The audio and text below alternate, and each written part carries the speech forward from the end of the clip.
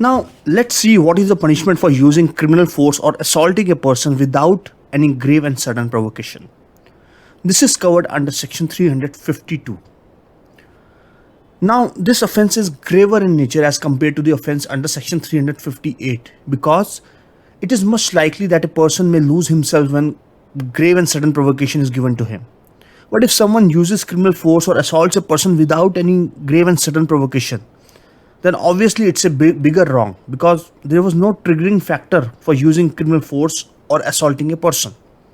Accordingly, the punishment for the offense under section 352 is imprisonment for either description for 3 months or fine of rupees 500 or with both. If you compare the punishment under section 352 with 358, you will find that under section 358 the imprisonment was simple imprisonment, but here under section 352 imprisonment can either be simple or rigorous depending on the discretion of the court. Also, the term of imprisonment under section 352 is increased to 3 months as compared to 1 month under section 358. Amount of fine is also increased from rupees 200 to rupees 500 here. The offense under section 352 is non-cognizable but bailable and compoundable. Now, there is an explanation appended to section 352. According to this explanation, following situations will be covered under this section even when grave and sudden provocation is given to the offender. First, where the offender himself sought the provocation or voluntarily gets provoked, then such situation will be covered under section 352 and not under section 358.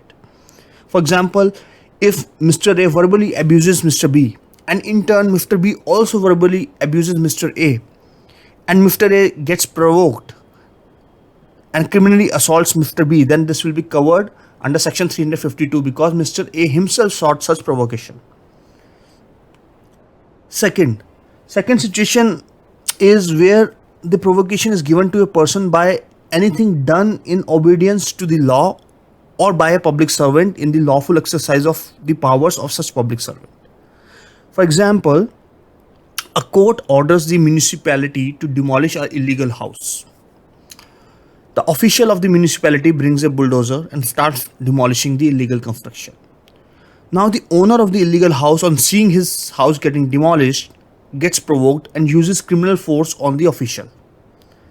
This situation will fall under section 352 and not under 358 because the provocation is given to a person in obedience to the law.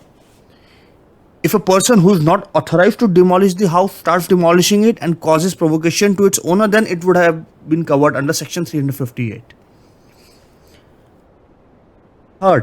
Third situation is where provocation is given by anything done in the lawful exercise of the right of private defense.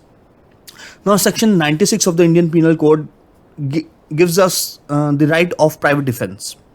For example, Mr. X snatches a bag from the hands of Mr. Y and runs away. Mr. Y chases him and nabs Mr. X. Mr. X gets provoked and uses criminal force on Mr. Y.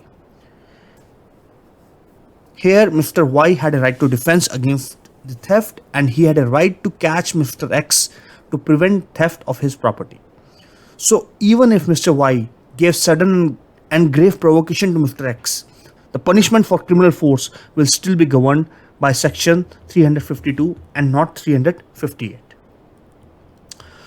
Alright, so this was all about section 352. Hope this is clear to you.